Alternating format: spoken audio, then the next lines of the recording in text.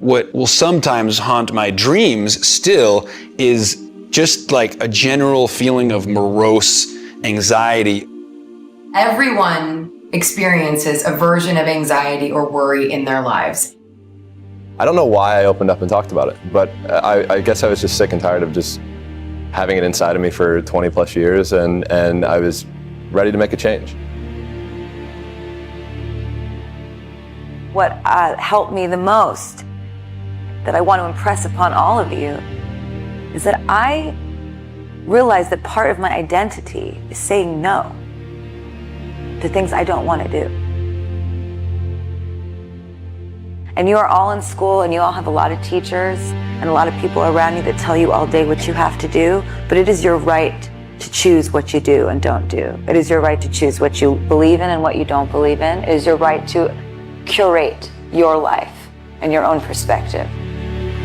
There's nothing wrong with you. To be a sensitive person that cares a lot, that takes things in a deep way, is actually part of what makes you amazing.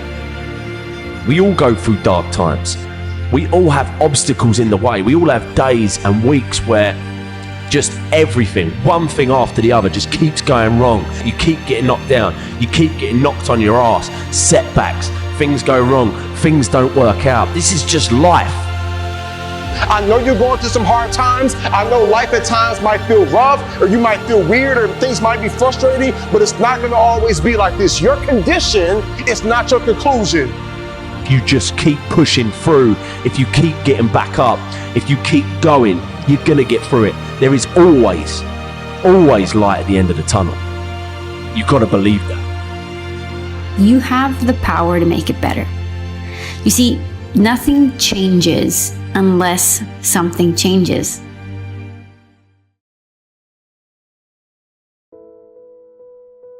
My mom would be at all my sporting events. Let's say I was playing football, okay? My mother would be on the sidelines, and if the play on the field started going one way, my mother would run along like, Mark, get him, get him! I'd be like, oh my gosh.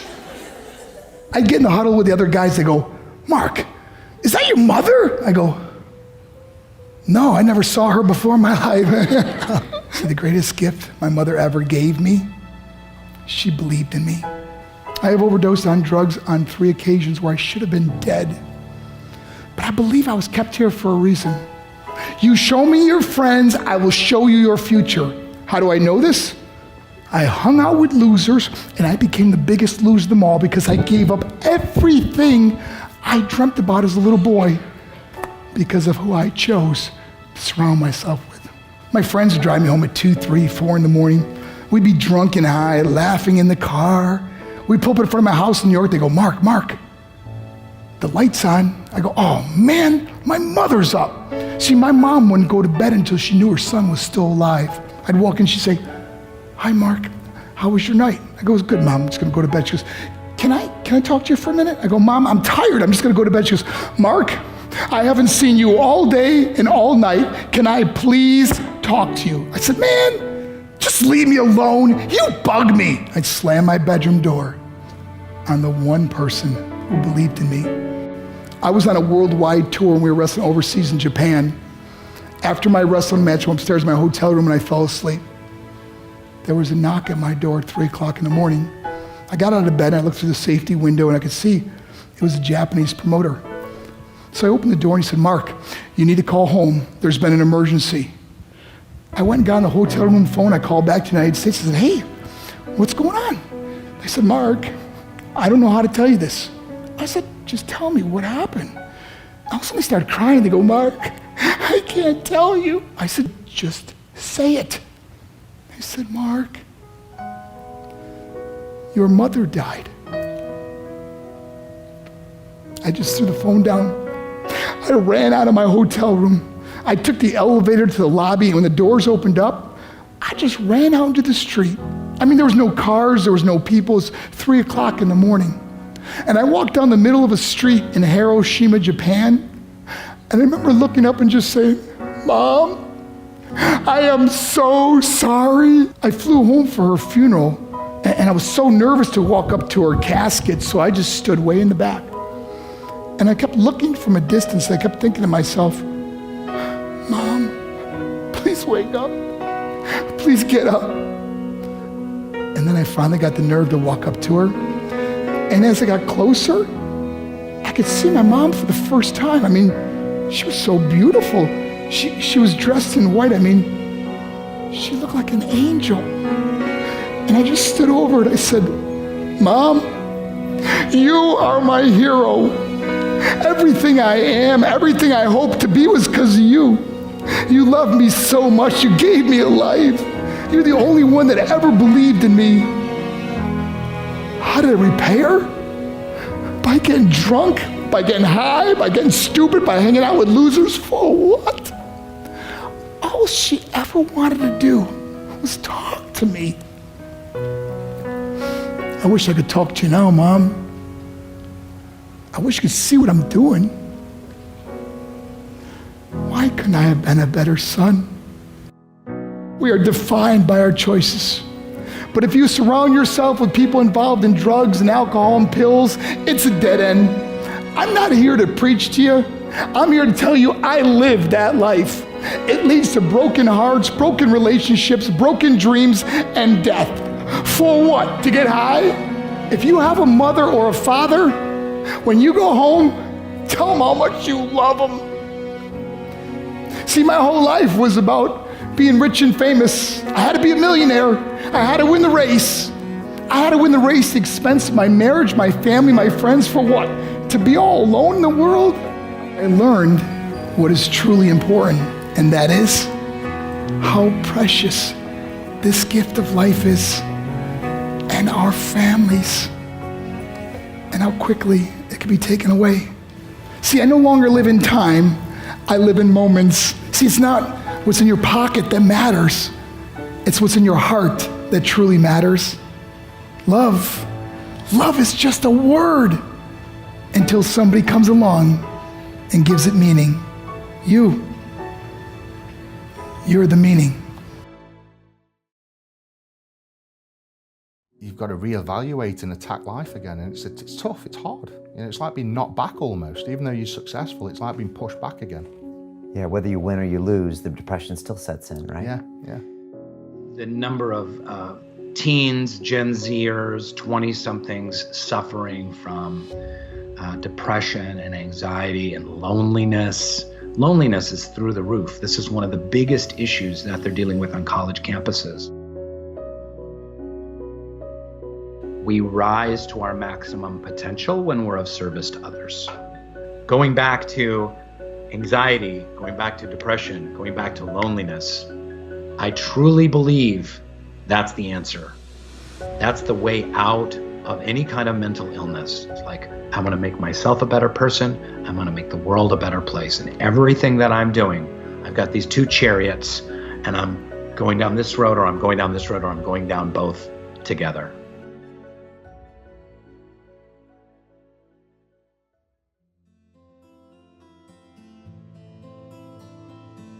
I've been there a lot in my life, especially before my car accident, my teenage years. Then the first woman I ever loved, we had a big breakup, and that breakup sent me down in depression and suicidal planning. And it's tough to dispense advice to people other than get help. And I'll share why. Because that time in my life, I had so many people coming up to me. You know, my friends would come into my dorm room and, Brendon, let's go do something. And the hope is lost. And what people, I think, make the mistake of trying to do is hype people up. Everything's gonna be okay, you're gonna be great. And what people need who are suicidal is serious psychological intervention. They need to seek support and help. And outside of that, when they do get that support, the first thing a great therapist is going to do, outside of the emotional reflection work of why are you here and what has caused this sort of pattern for you, they're going to get you starting to get some momentum. The most important thing is when you are super down, outside of finding that emotional reasoning for where you are, is to start getting momentum. Because with momentum comes hope. With momentum comes motivation. With momentum comes that feeling that there's a reason for tomorrow. And so it's as simple as just saying, okay, what are 3 things I'm gonna do today? And I don't mean that like a lot of personal development guys would say, like, what are your 3 big goals for the day? Arr! I'm like, dude, sometimes that first goal is, I'm gonna shower today. I'm really gonna shower today. I'm gonna walk to the library. I'm gonna come home. And that's all they got. Like literally, that's all they got. And you gotta honor that struggle when you're in that place. Like, know that where you're at, it is okay that you're there, and now you're gonna need help, and now you're gonna have to set up some daily practices just every day, win a little bit. Not like win your dreams, not like crush through goals, not like be a badass, not like, no, just momentum, man. You know, most of the guys I've dealt with in that position who were suicidal, outside of their therapeutic work, I said, the most important thing you can do is win the morning. I don't want to ever be flippant with the advice to people who are dealing with that situation outside of get some help, get some momentum, and be okay if that momentum is really small, because it will build. Trust that that momentum builds, and trust that those gloomy and bad, dark days, trust that those are going to be there. They'll get less and less and less as you learn how to cope, but they're gonna be there. And so when they're there, it's one of outside of teaching people to bring the joy in my life, I teach people to honor the struggle. Honor the difficulty. When we honor the struggle instead of hate the struggle, we can really achieve extraordinary things because our mindset's in the right place. It accepts, like, as soon as you honor the struggle, you accept that, oh, of course, there should be struggle here. I should honor this process. When you go to the gym to work out, you honor that this is gonna be hard, and honor that process of getting better. And the more that you bring honor to it, the more your psyche builds with strength, and you get a little bit of that esteem back because you see yourself engaging something versus avoiding it and running away.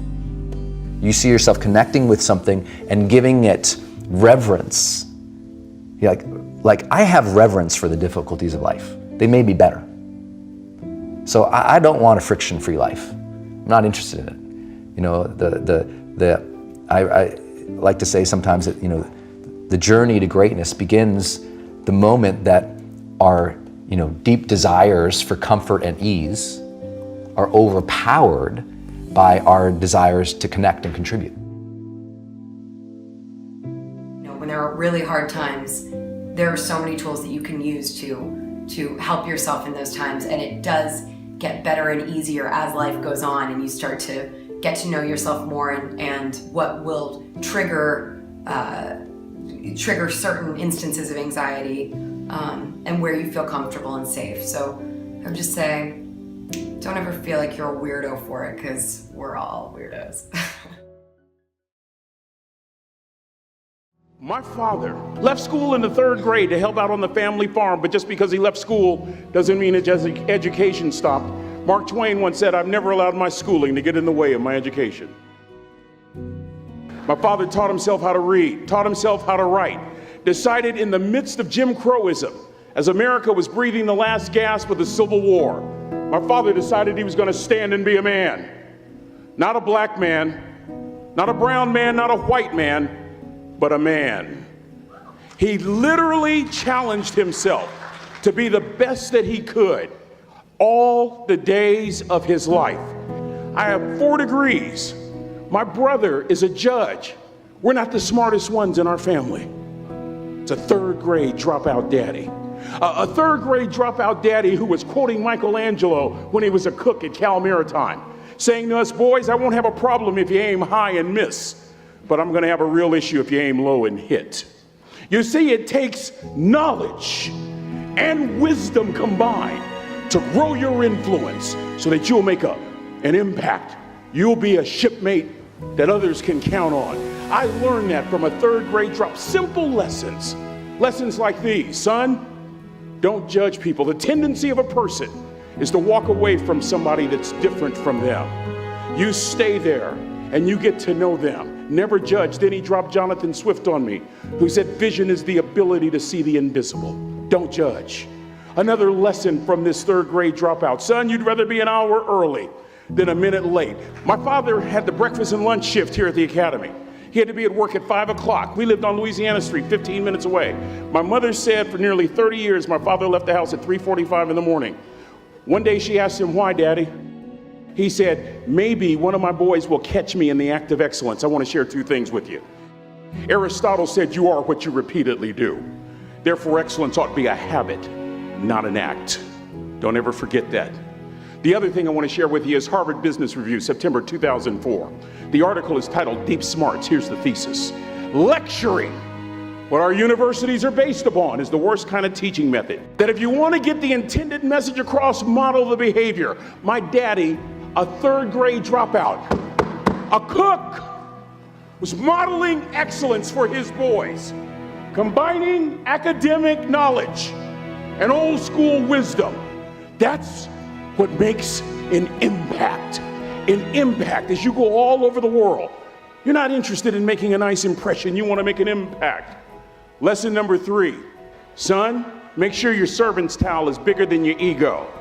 I want to remind you, cadets, of something as you graduate. Ego is the anesthesia that deadens the pain of stupidity. Pride is the burden of a foolish person. You'll never be a great shipmate. You'll never be a great executive. You'll never be a great teammate if it's all about you. Let me take you back to 2 days before Trina died. No hair because of chemotherapy, cadets. A tummy pooched out because of a liver no longer working. She weighed about 75 pounds. I'm in the kitchen so I can keep an eye on her in the family room. She's surrounded by pillows. Our then youngest son, Andrew, walks up with a shirt that he wants mommy to fold. And this is what I hear from Trina. Andrew, mama, not always gonna be there to help you. She was saying goodbye. And I was so moved, I waited for Andrew to leave and I walked over and I sat next to her on the couch. And as clearly as I'm talking to you today, these were some of her last words to me. She looked me in the eye and she said, it doesn't matter to me any longer how long I live. What matters to me most is how I live. Cadets, I've come here with honor, with bells on, to ask y'all one question. A question that I was asked all my life by a third grade dropout. How you living? How you living? Every day ask yourself that question, how you living? Here's what a cook in the dining center would suggest. That you would not judge, that you would show up early, that you'd be kind, that you'd make sure that that servant's towel is huge and used, that if you're gonna do something, you do it the right way. That cook would tell you this, that it's never wrong to do the right thing, that how you do anything is how you do everything. And in that way, you will grow your influence to make an impact. In that way, you will honor all those who have gone before you, who have invested in you, from teachers to grandparents to mom and dad. And when you combine that academic knowledge with that wisdom, oh my goodness, you will change the world. It is with great honor that I say all your life, look in those unlikeliest places for wisdom. Enhance your life every day by seeking that wisdom and asking yourself every night, how am I living? May God richly bless y'all. Thank you for having me here.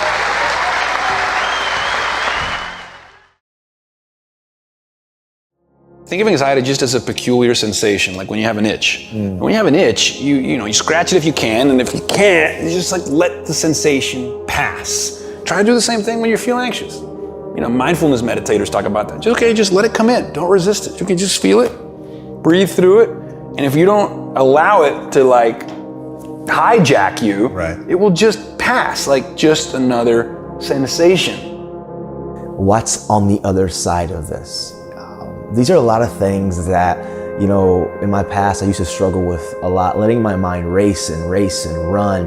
And truthfully, that for me is where anxiety lives. It's where anxiety is born. It's where anxiety begins to find itself taking a hold of me, of not taking control of what I can only control. I don't know what tomorrow holds. I don't know what's next. I don't quite understand the landscape of everything that's happening. But what I do have and what I do know and what I can control is right now. And seeing my life in the proper perspective. I always say perspective changes kind of our perception. And for me, the best way that I've been combating the anxieties, the unknowns, is being present in the moment. Being present with knowing how can I use this time to grow personally? How can I be better at dealing with certain areas in my life? You know, everything was telling me just to give up. I was in a dark place. I didn't know how I was going to do it. I didn't know I was going to push through. I had great people around me, but more importantly, I just, in my own brain, which all of you have the ability to control, in my own brain, I told myself that I could do it, and I just kept pushing through. And actually became my biggest strength. My biggest weakness at the time became my biggest strength. It became my biggest driver. My biggest inspiration was that I managed to use that as a driver to drive me forward and get me to where I am today. If it wasn't for those times, if it wasn't for that I wouldn't be sitting here today, where I am today, with the people around me that I've got today. No way. So the dark times are always going to be there. But I promise, if you just keep pushing through, you're going to see the light. So what if? What if you change your narrative? What if you put your phone down and start living without worrying about what everyone else is doing? What if you stepped out of your comfort zone to meet new people in new circles? What if you studied half an hour longer each night to get into that program? What if I filled my heart with gratitude instead of filling my mind with worries? What if I stopped worrying so much about life and just started living it? And I want you to say this over and over and over and over again until you believe it in your heart of hearts. I am enough. I am worthy. My life matters. I forgive myself. I can and will be happy. I can move on. I love me some me. And it's not over until I'm smiling and winning.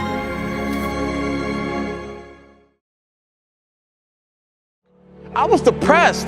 I was tired. I was struggling. I felt like I was an accident. Like, what's the purpose of life? Like, why am I here? You know, I felt like I couldn't fit in. When it was time to read, I didn't want to read because somebody was going to tease me because I wasn't a good reader. We was always getting into fights. People was bullying me. Then there was a time when I was the bully. Like, I just struggled. And I was like, what's the point of it all? And my mom's a great mom, so she moved me to another school. So now I'm at the school now called Huntsville High. This is my third school for the 9th grade. Now I'm at this new school, and I don't know how to explain it to you, but I got a group of teachers, I felt like they were weird. They were saying stuff like, Jeremy, we believe in you. I'm like, me? One teacher was like, oh yeah, Jeremy Anderson, up top my man, this is gonna be the best year ever. I'm like, okay. One teacher, I had to ask him, I was like, wait a second, y'all are way too enthusiastic. Did y'all get my transcripts? Like, y'all got the right Jeremy? They was like, yep, we got the right Jeremy, but you're in a new season now. So you don't have to worry about the past. I was like, yeah, but you do know about last year. Yep. I said, you know this is my third school. They was like, we're not worried about that again, Jeremy. You're in a new season now. So let's not bring old things into a new season. And they began to speak life to me. They began to encourage me. They began to affirm me. And because I was young and I was immature, I kind of felt like, well, you don't really understand my story. You don't come from where I come from. And I try to build a wall up. But you know what knocked that wall down? It's love. You know what knocked that wall down? It was perseverance. You know what knocked that wall down? It was like unwavering commitment and support. And I realized you can be black, white, purple, blue, green. We need each other. And if you're showing up because you believe in me and you see great things inside me, like maybe, just maybe I can do great things. Your mindset, your belief system is everything. And it is so powerful. And so I came all the way from Atlanta, Georgia to tell you, you were not a mistake. You were not an accident. You were here for a reason. I know you're going through some hard times. I know life at times might feel rough, or you might feel weird, or things might be frustrating, but it's not going to always be like this. Your condition is not your conclusion. There is so much more that's going to take place. There is so much more power that's inside you. If you make up in your mind, I choose to believe that I can do great things. And I promise you, my young friends, I got to a point in life when I was like, man, I got these teachers. They must really care. Like when you start having teachers that get diagnosed with cancer, but they still show up to school. One of my teachers had arthritis so bad, she couldn't even write on the chalkboard. Other teacher was going through a divorce. Another one that just buried her child. I'm looking at all these teachers that's going through life just like you, just like me, but they kept showing up. So something inside my brain said, maybe I am worth it. Something inside me said, maybe I can do great things. For them to jump through all these hoops and go out of their way to kind of connect with me, for them to make these sacrifices, maybe it is possible for me. It's the same way with you. Sometimes I go back to like being that little boy in the hallway that ever heard that teacher tell my mom that I wasn't high school material. Then I have to remind myself like, no. That's not true. I am that. I can do that. I can achieve that. Sometimes I have to remind myself, what am I telling you? Like life can be hard, life can be rough, but there's something special and there's something powerful about the human mind and about the human spirit and about the human will when you tell yourself, I won't give up, I won't surrender, I won't quit. I'm gonna show up every single day and do the best that I can. And here's the beautiful thing about you, is while you're going through your process and while you're trying to navigate these waters and while you're still, trying to tweak some stuff within yourself, you still got the power to save somebody else's life. You got the power to speak up for others. You got the power to be the voice of reason for someone who might be on the verge of doing something they shouldn't do. You have the power to brighten somebody's day. Your words are powerful. Your energy is powerful. And so I don't want you all to think that you have to have it all together and everything for you has to be perfect in order for you to be a leader. No. You can make an impact. You can make a difference. You can save somebody's life right now by you just being unapologetically you, and you walking in that calling and you speak life and you affirm and you let others know, I see you and I'm with you and I got your back and you're not by yourself, and I will hold your hand as you go throughout this journey. And even though I'm struggling, I don't mind fighting on behalf of you, and we're gonna figure this thing out together. Key word, together. We're gonna figure this thing out together. There's something beautiful about us having that mindset of us being together.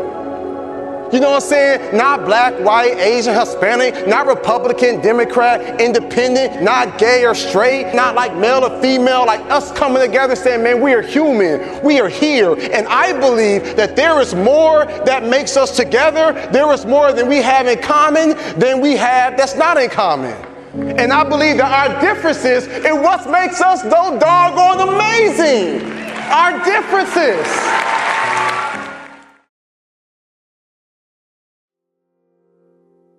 And I woke up in a hospital bed. The paramedics report, it said this. It said when they arrived on scene, that there was only one person in the vehicle, me. And that I hit the tree going anywhere from 60 to 63 miles an hour. There was no brakes. I didn't even try to stop. And when I hit that tree, that case of beer bottles that was behind her catapulted forward at impact. And that woman named Priscilla, who didn't have her seatbelt on, catapulted forward at impact. And that thing called the windshield in your car, and that case of beer bottles met with Priscilla in between. And she slid down to the floorboard, and her neck rested on the middle console. So I stayed up all night that night. And you know what? The paper had read 2 lifeline in a serious accident. Took her to Parkview Hospital. Nobody would tell me if she was alive, if she was dead. I had no idea, but I knew the paper said something that morning. And if she was alive, or if she passed away, the paper would probably say something the next morning. The paper man shows up at like 4 a.m. He comes driving by. Everything slows down like a movie. He rolls the window and he throws the paper, it hits, boom. I jump up, grab it, I rip open the rubber band, I roll it open, and there's the headline.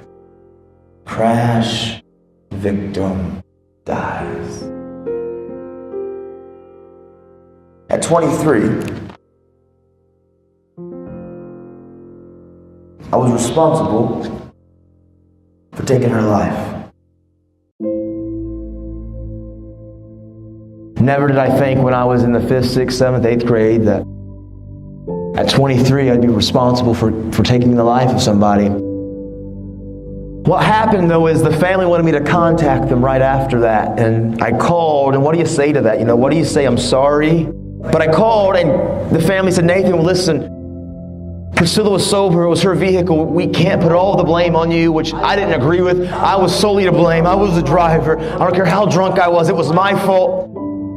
But they said, listen, there's no reason for 2 families to be destroyed. We want you to know that we love you, even though we don't know you. We forgive you, even though we don't know you. But do us a favor. Just try to make the world a better place. Try to don't let Priscilla die for nothing. Just make a difference.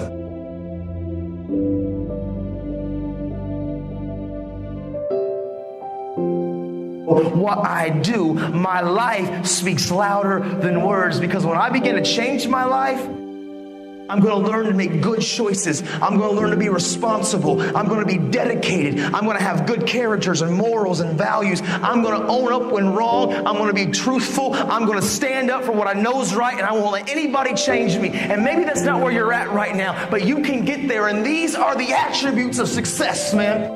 If you want something in life, you gotta be willing to do what nobody else has done. If you keep doing the same thing you've always done, it's the definition of insanity. If you want to change, you're gonna have to be willing to change. Good choices will always have good results. And I was making a lot of bad choices and a lot of bad decisions. And I was basing my value, my worth, off your opinions. And I learned something. Listen to me, everybody in here, I want you to understand something. Your value is never based off any of the opinions of anybody in this room. Who cares what anybody thinks or says about you? They are not your merit system. They are not your system of worth. You are who you say you are by your actions. But the choices and the decisions that we make have consequences, good or bad. And when I went to prison,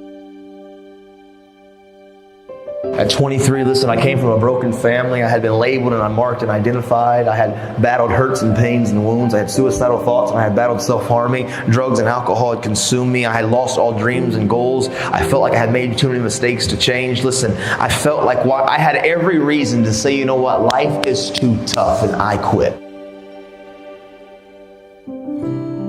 I live with these 3 principles, and I promise you, man, they will change everything about who you are. Hard work works, make good choices, good things happen, and value people. I decided 10 years ago, literally, when this all happened, and I went to prison, I was like, you know what? I want to make this promise. I want to keep it to this family. I come from a lot of brokenness. I don't know where to start, but what I do know is the importance of the choices that I make. And so literally, I wrote the word, change the world, and I slapped it on my little prison cell window, and every single day I woke up and I realized, make good choices, great things happen. Aim small, miss small.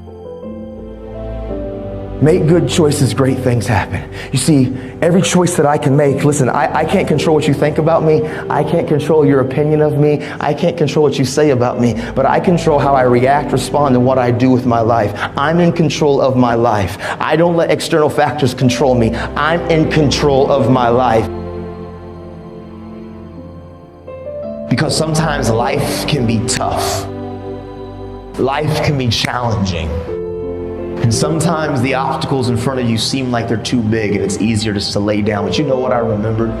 I remember when my dad used to look at me when a kid and said, listen, Nathan, life is never going to give you anything, but if you make it and if you build it, nobody can take it from you. Because hard work and tenacity and refusing to quit and chasing your dream, and you'll get there, I promise you. Maybe you don't hit the stars, but you'll land on the moon. You don't give up, and you go after it, and you stop caring about the opinions of people around you.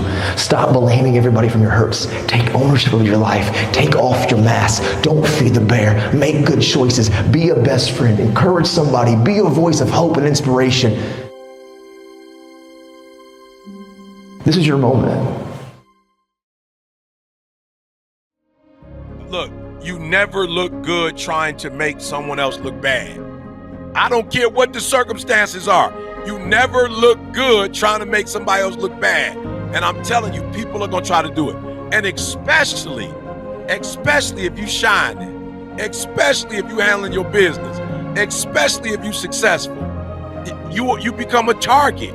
You know, you got people who, unfortunately, they're not happy. They're not where they want to be. And so they're going to dog you out or try to bring you down because some kind of way it brings them satisfaction. Look, stay on your post. Just keep doing you. Don't come off A's to pay them no attention. Don't come off being no honor roll student to pay them no attention. Don't come off of you had dreams and goals. You trying to accomplish something, get something done. You trying to execute. You know what I'm saying? You trying to make it happen in your life. You gonna get off your success. You gonna get off your journey to pay them attention. Don't do that. All right. I get tired of being associated with someone who is bullied because I don't allow that to happen anymore at all. I'm proud of kind of where I'm at now because the minute I see someone who tries to take advantage of me or isn't kind, I have the option to walk away now, which I didn't when I was a kid. You know what's crazy to me? The fact that 7 out of 10 young people will have a cyberbullying experience before they turn 18 years old. Now, don't get me wrong, I'm all for the growth of technology, but the fact that cyberbullying allows the bully to be more aggressive and it can cause long-term effects in victims such as mental health and self-esteem problems is kind of concerning. If you or someone you know is being affected by cyberbullying in any way or any kind of bullying really, please reach out to a trusted adult and try and solve the issue. Of course, if you're more comfortable with talking to someone over the phone or you're just too shy to reach out to somebody in your life, please try calling one of the following hotlines on screen or the ones in the description. And the biggest thing to remember is that mental health matters. We have to normalize asking for help and getting access to affordable mental health care and support. It's so important.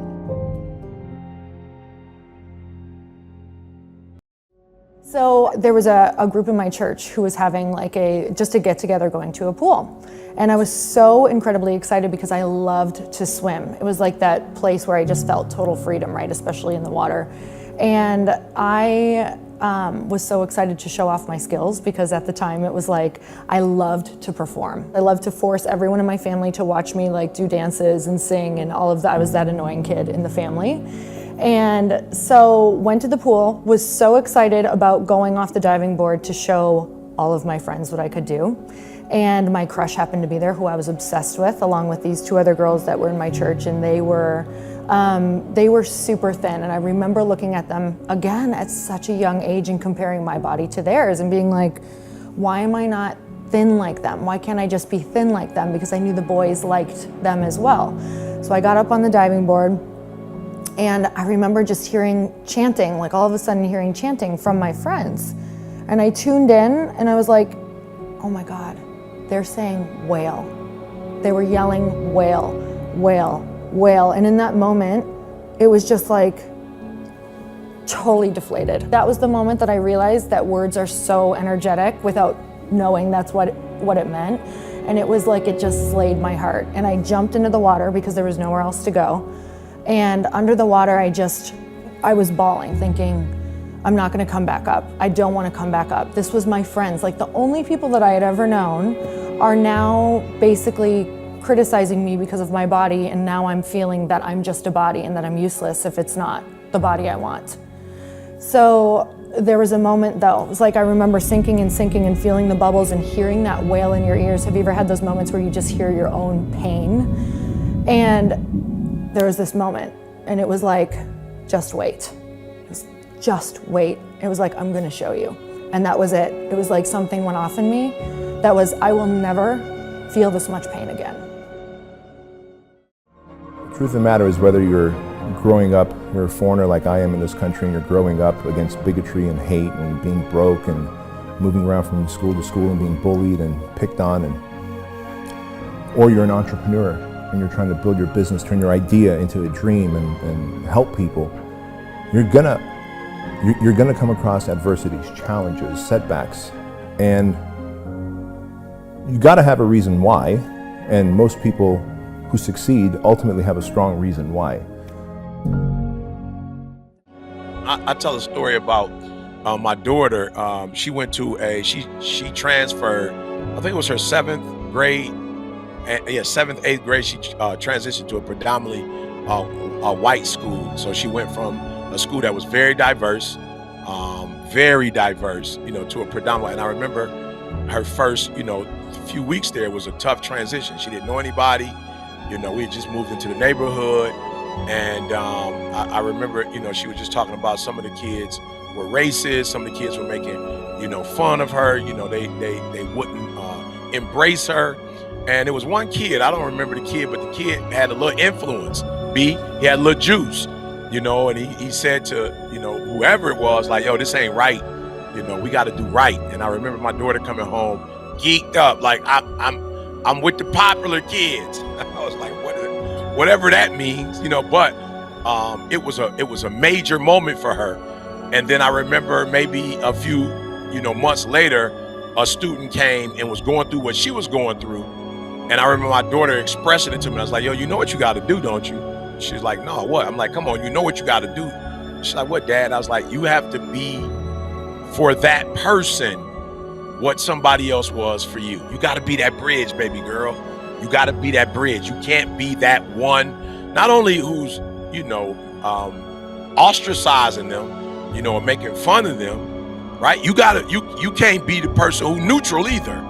You know what I'm saying? You can't be the person that just sit back and watch it, don't say nothing. So you know how it felt for somebody to defend you, for somebody to vouch for you. You know what that felt like. You know that feeling. You know that was a major transition. And so do that for somebody else. When you feel it, and maybe you're in the middle of it, and maybe it's uncomfortable, but when you feel that thing called depression, and when the collars are more bland and you don't want to get out of bed, you've got to roll out of bed, man, and you've got to make yourself go. Get out of the house. Go surround yourself with somebody. And I know you don't want to feel like it. I know you don't feel like it sometimes, man, but you got to. Don't, because if you don't, you isolate, you stay in your room, you start building all of these stories, and what happens is here's a principle of life, man. What you focus on, what you think about is always going to grow. Whatever you put your time and your attention into is always going to grow. And so when you're looking in your room and you're isolating and you're looking in the mirror in your room and you're isolating yourself, what you think of is going to grow. And so when you isolate yourself and you're kind of building these stories about your struggles and your hurts and your pains and your past, it just gets bigger and bigger and bigger. And you wonder why it seems like it's this giant that you can't slay, or this monster or this demon that you can't get rid of, because you're always focusing on it. I don't want to ever be flippant with the advice to people who are dealing with that situation outside of get some help, get some momentum, and be okay if that momentum is really small, because it will build. Trust that momentum builds, and trust those gloomy and bad, dark days. Trust that those are going to be there. They'll get less and less and less as you learn how to cope, but they're going to be there. And so when they're there, it's one of outside of teaching people to bring the joy in my life, I teach people to honor the struggle, honor the difficulty. When we honor the struggle instead of hate the struggle, we can really achieve extraordinary things, because our mindset's in the right place. As soon as you honor the struggle, you accept that, oh, of course, there should be struggle here. I should honor this process. When you go to the gym to work out, you honor that this is going to be hard, and honor that process of getting better. And the more that you bring honor to it, the more your psyche builds with strength, and you get a little bit of that esteem back, because you see yourself engaging something versus avoiding it and running away. You see yourself connecting with something and giving it reverence. Like, I have reverence for the difficulties of life. They may be better. So I don't want a friction-free life. I'm not interested in it. I like to say sometimes that, the journey to greatness begins the moment that our, deep desires for comfort and ease are overpowered by our desires to connect and contribute. What was motivating that? Was it a positive feeling of, I have the sense that I can get better, or was it like, this hurts so much, I just need something? It was. That's a great question.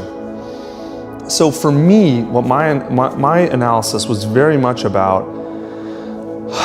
I was just in denial for a long time about I refused to accept that I was scared or lonely or sad.